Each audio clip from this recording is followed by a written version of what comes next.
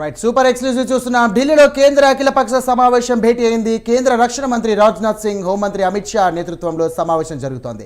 ఇక పహల్గామ్ ఉగ్రదాడిపై తీసుకున్నటువంటి చర్యలను అఖిలపక్ష పార్టీలకు కేంద్రం వివరించనుంది. కాంగ్రెస్ తరపున సమావేశానికి రాహుల్ ఖర్గే హాజరవుతున్నారు. ఇక టీడీపీ తరపున సమావేశానికి ఎంపీ లావో శ్రీకృష్ణదేవరాయలు హాజరు కానున్నారు.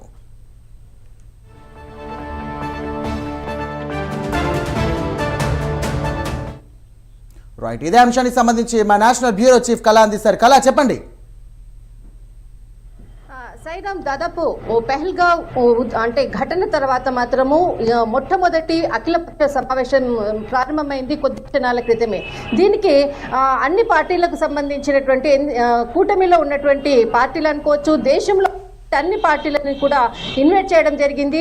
కొద్దిసేపటి క్రితమే అఖిలపక్ష సమావేశం జరిగింది. ముఖ్యంగా ఇక్కడ మనకు ఏదైతే మొన్న జరిగినటువంటి గత పెహల్గావ్ ఘటన తర్వాత మాత్రము చాలా కీలకమైనటువంటి భేటీ అని చెప్పవచ్చు.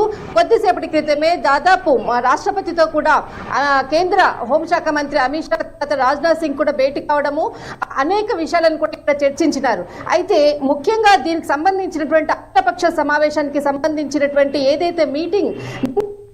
మనకు కేంద్ర కేబినెట్ సమావేశం జరిగిందో ఆ సమావేశంలో అఖిలపక్ష సమావేశం జరపాలన్నటువంటి నిర్ణయాన్ని తీసుకోవడం జరిగింది. అనంతరమే అఖిలపక్ష సమావేశాన్ని కూడా జరుపుతున్నాము రేపన్నటువంటిది ఒక స్టేట్మెంట్ కూడా ఇవ్వడం జరిగింది. కిరణ్ రిజిజు దీనికి సంబంధించినటువంటిది అన్ని పార్టీలకు సంబంధించి అందరికీ కూడా ఆహ్వానం పంపడం జరిగింది.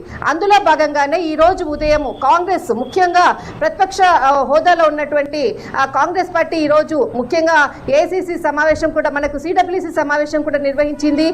మల్లికార్జున్ ఖార్గే, తర్వాత రాహుల్ గాంధీ, తర్వాత కీలకంగా కేసీ వేణుగోపాల్ అందరూ కూడా అనేక విషయాలపై, దేశ భద్రతకు సంబంధించినటువంటి అనేక విషయాలపై కూడా చర్చించారు.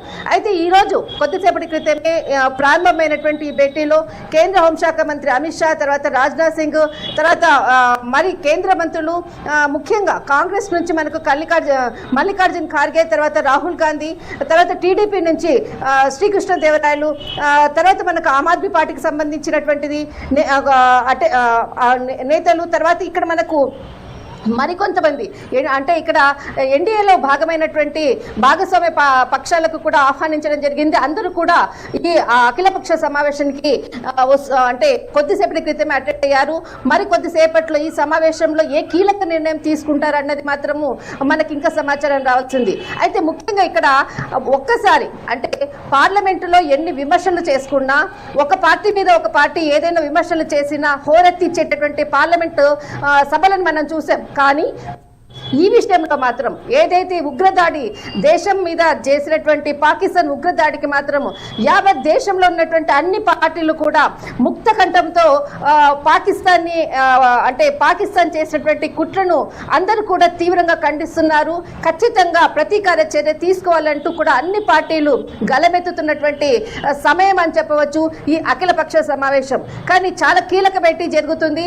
అయితే ఈ భేటీలో ముందు దేశం ఎటువంటి నిర్ణయాన్ని తీసుకోబోతుందన్నది మాత్రము అన్ని పార్టీలతో చర్చించి ముందుకు అడుగు వేయబోతున్నారు. కానీ కొద్ది క్షణం క్రితమే ఇక్కడ మనకు బీహార్లో జరిగినటువంటి ఏదైతే పర్యటన ఉందో, ప్రధాని గారు మాట్లాడుతూ హిందీలో ఎప్పుడు కూడా వాగ్ధాటిగా మాట్లాడేటటువంటి ప్రధాని నరేంద్ర మోడీ గారు ఒక్కసారిగా తన వాయిస్ లో హిందీ టు ఇంగ్లీష్ ట్రాన్స్లేషన్ చేసుకొని అంటే ప్రపంచ దేశంలో ఉన్నటువంటి అధినేతలకు అందరికీ కూడా ఈ స్పీచ్ అర్థమయ్యే విధంగా ఉండాలన్న విధంగా తన యొక్క వాయిస్ ని పెంచి తను ఒక ఉగ్ర రూపకంగా తన వాయిస్ ఇచ్చినటువంటి సందర్భము కొద్ది బీహార్ స్పీచ్ లో మనం వినొచ్చు. అంటే ఇక్కడ